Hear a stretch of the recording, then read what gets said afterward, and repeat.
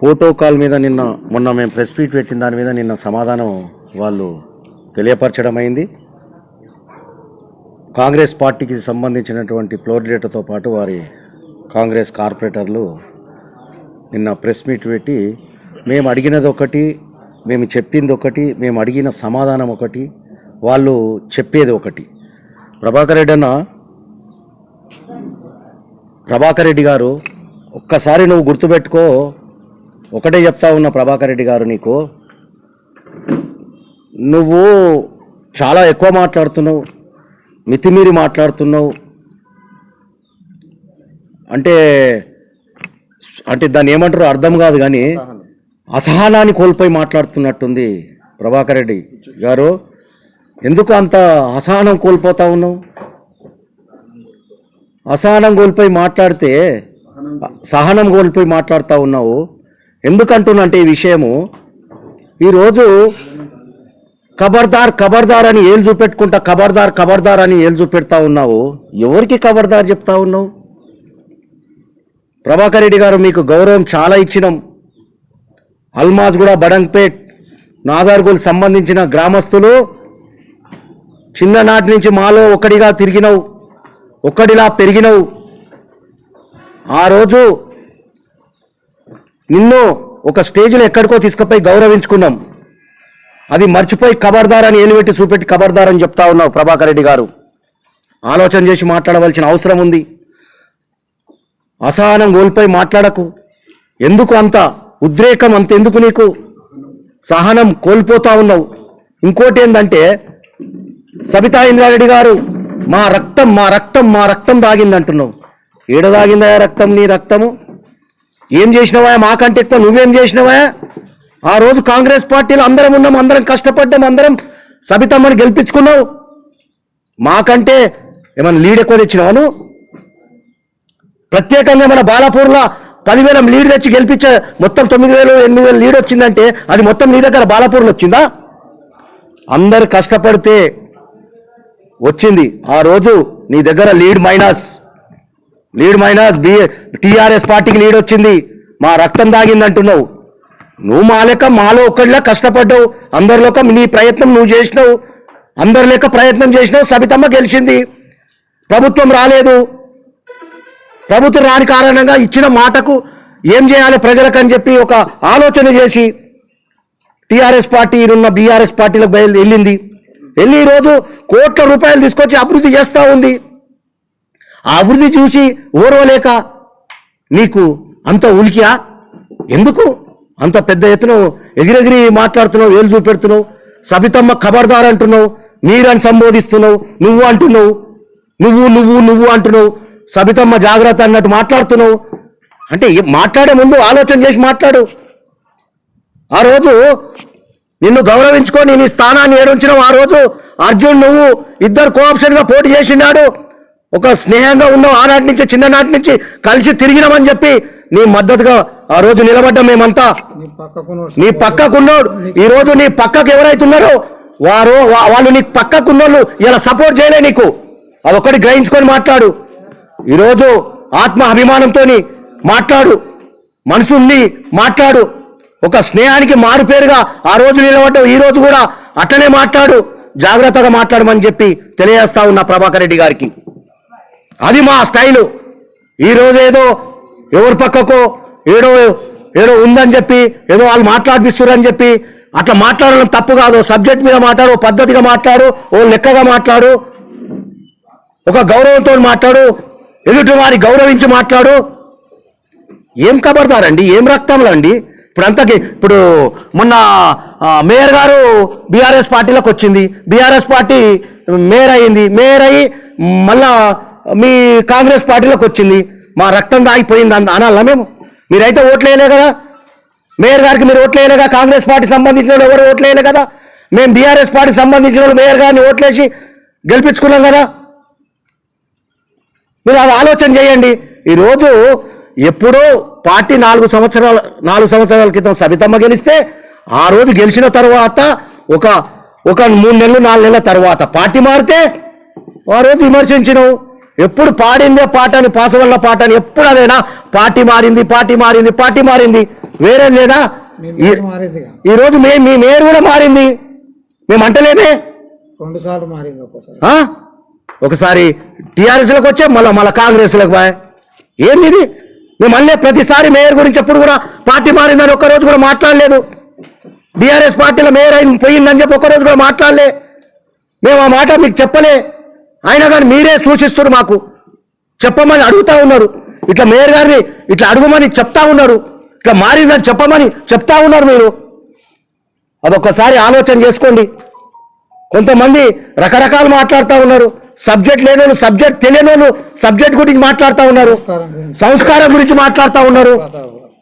ఒకసారి గుర్తుపెట్టుకో సోదరులలో, మీరు మాట్లాడిన వాళ్ళు తెలుసు, కానీ మాట్లాడే ముందు జాగ్రత్తగా మాట్లాడాలని ఆలోచన చేయండి. గతంలో కూడా ఏదో మాట్లాడినావు మనోహర్ గారు, గతంలో మాట్లాడిన మేడ గురించి ఈరోజు మా కార్పొరేటర్ గురించి మాట్లాడుతున్నావు. ఇవాళ ఏమైనా గవర్నమెంట్ సెక్టరా అండి? అఫీషియల్ సెక్టరా ఇది?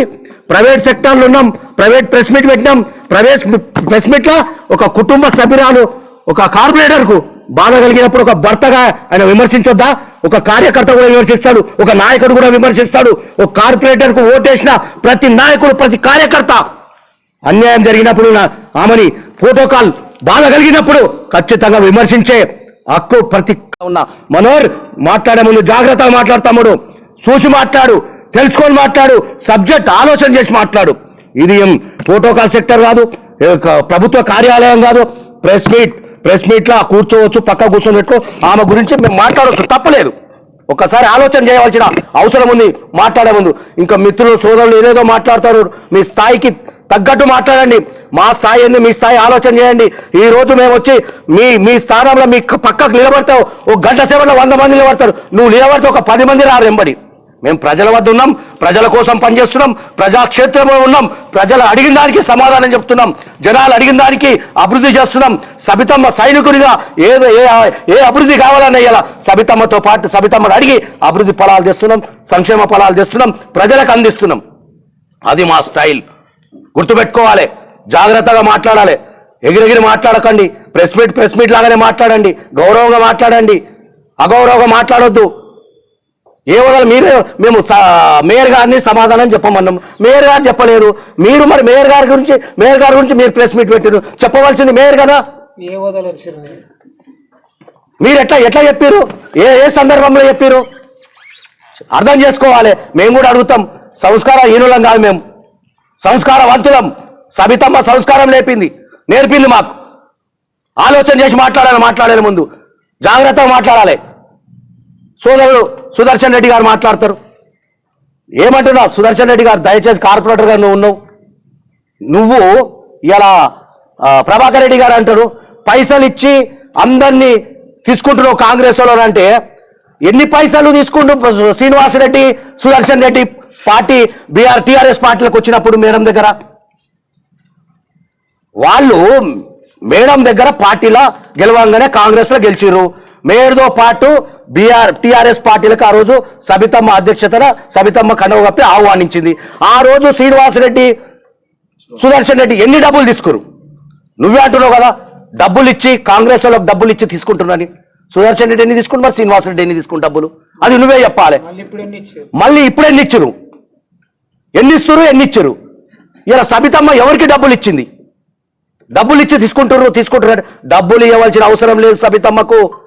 అభిమానంతో డెవలప్మెంట్ చూసి, కేసీఆర్ ఇచ్చిన సంక్షేమ ఫలాలను చూసి ఆకర్షితులై వందలు వేల సంఖ్యలో ఈరోజు సబితా ఇంద్రారెడ్డి సమక్షంలో కండువ కప్పుకొని, రోజు జాతరలా కండువ కప్పుకొని మహేశ్వర నియోజకవర్గం ప్రతి ఊరు నుంచి, ప్రతి పట్టణం నుంచి, ప్రతి వాడ నుంచి, ప్రతి డివిజన్ నుంచి తండోపతండాలుగా పార్టీలో కండువ కప్పుకొని వస్తా ఉన్నారు. వినాలే, డబ్బులు ఇస్తే కాదు, అభిమానంతో వస్తున్నారు. డబ్బులు ఇస్తేనే నీ సంస్కృతి ఏమో డబ్బులు ఇచ్చి తీసుకోవాలని సబితమ్మ దగ్గర స్వచ్ఛందంగా వస్తున్నారు. అది ఆలోచన చేయండి. ఈ డబ్బుల విషయం కూడా మేము చెప్పలే, ప్రభాకర్ రెడ్డి గారు నువ్వే అన్నావు. డబ్బులు తీసుకొని మా కార్యకర్తలను తీసుకుంటుంది, మా నాయకులను తీసుకుంటుంది అని చెప్పినావు. నువ్వు చెప్పిన దానికి నేను సమాధానం చెప్తున్నా. అక్కడ మీరు పార్టీ మారిన కార్పొరేటర్లు ఎన్ని డబ్బులు తీసుకొని మారిరు, మళ్ళీ ఎన్ని తీసుకొని మారిరు, అది నువ్వే చెప్పాలి సమాధానం. వాళ్ళు తీసుకున్నారని నేను చెప్తలేను, అది తీసుకుంటే మారుతున్నారు. సబితమ్మ ఇస్తుందని ప్రభాకర్ రెడ్డి చెప్పిండు. ఇంకొక విషయం, సుదర్శన్ రెడ్డి గారు మాట్లాడారు. మాకు తెలియకుండా మా డివిజన్లో వచ్చి తీర్మానాలు అంటారు. తీర్మానాలు కావు, మెజర్మెంట్లు తీసుకుంటారు. తీర్మానాలు కావు ప్రభాకర్ రెడ్డి, నువ్వు తీర్మానం అని చెప్పినవు. తీర్మానాలు కావు, మెజర్మెంట్లు తీసుకుంటారు. కాలనీకి పోయినప్పుడు మేడం దగ్గరికి కాలనీ అధ్యక్షులు కార్యవర్గం పోయినప్పుడు అడిగిపోయినప్పుడు వినతి పత్రం ఇస్తున్నారు, నాకు డెవలప్మెంట్ రోడ్ కావాలని చెప్పి. ఆమె ఎండాజ్ చేసి అధికారులకు పంపుతుంది. అధికారులతో పాటు అక్కడ సంబంధించినటువంటి కాలనీకి చెప్తుంది, మెజర్మెంట్ తీసుకోమని చెప్తుంది. తీసుకోవడం తప్ప, అభివృద్ధి చేయడం తప్ప? దానికి ప్రోటోకాల్ అవసరమా? ప్రోటోకాల్ అది. కార్పొరేటర్ వచ్చి ఎట్లా అవునండి, అవును. అతను కూడా మేడం అడిగిన పనులు కావాలని ప్రజలలో లేరా? పోటీ చేయలేదా? ప్రజాపతి కాదా? ఓడిపోయిన ప్రజాపతి ఓడిపోవచ్చు. ప్రజలలో లేడా? ప్రజాక్షేత్రంలో లేడా? అతడు మేడం దగ్గర పోయి ఫండ్ తీసుకొచ్చి పని చేపించకూడదా? ఏమన్నా జీవో ఉందా? ఈ రోజు కూడా మేయర్ గారు కూడా వాళ్ళకి నచ్చిన చోట పావుల్లో పరకనో అభివృద్ధి ఫలాలను ప్రకటిస్తూ ఉంది. కార్పొరేటర్ తెలియకుండా డబ్బులు ఇవ్వలేదా? అక్కడక్కడ ఇచ్చిందిగా 5 లక్షలు 10 లక్షలు. మరి కార్పొరేటర్ తెలియకుండా ఇచ్చిన చోటు చాలా ఉన్నాయి. అంటే మేము అడిగినాం ఆ రోజు, ఏదో రకంగా నా డివిజన్ అభివృద్ధి చెందుతుంది, ఏదో రకంగా మేయర్ ఇచ్చినా మేడం ఇచ్చినా ఏదో రకంగా ఈ ప్రజల లోపల ఉన్నటువంటి అభివృద్ధి జరుగుతుందని చెప్పి మేము ఊరుకుంటున్నాం, దాన్ని స్వాగతిస్తూ ఉన్నాం. ఇప్పటికైనా మేము మా డివిజన్లో మాకు తెలియకుండా ఇంకో కోటి రూపాయలు పెట్టమని 50 లక్షలు పెట్టమని వెల్కమ్ చెప్తాం. ఆమెను పిలిచి శాలువ కప్పి సన్మానించుకుంటాం, గౌరవించుకుంటాం. ఎవరు డబ్బులు ఇచ్చినా ఎవరు అభివృద్ధికి ఇచ్చినా స్వాగతిస్తాం. ఈరోజు మేడం ఇస్తుంది, నెక్స్ట్ మేయర్ ఇచ్చినా కానీ మేము స్వాగతిస్తామని వెల్కమ్ చెప్తాం, శాలువ కప్పుతాం, సత్కరించుకుంటాం, గౌరవించుకుంటాం. మేయర్ ఇచ్చిందని చెప్తాం డబ్బులు. ఇది మా సంస్కారం. ఇది ఒకసారి ఆలోచన చేయవలసిన అవసరం ఉంది. మాట్లాడే ముందు అన్ని ఆలోచన విధానాలు ముందు పెట్టి మాట్లాడండి. దయచేసి కోపకృతులై మాట్లాడకండి. ఇది ఒక దానికి అడిగినప్పుడు దానికి సమాధానం చెప్పండి. సమాధానం కానీ ఖబర్దార్ అని ఏళ్ళు చూపెట్టుకోవడము, రక్తం దాగిందని ఖబర్దార్ అని 3-4 సార్లు ఎందుకా ఖబర్దార్? ఎవరు చూపెడుతున్నావు? మాకా? ఎందుకు?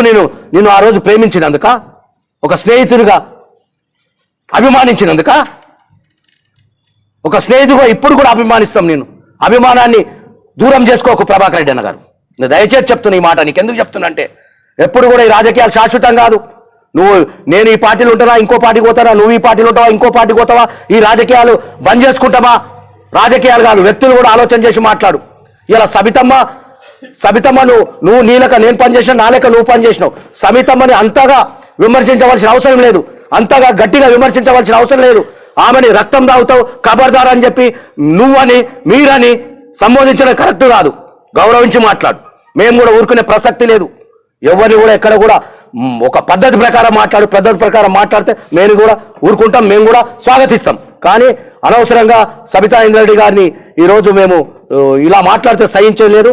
మేము కూడా మిమ్మల్ని జాగ్రత్తగా ఉండమని హెచ్చరిస్తూ ఉన్నాం.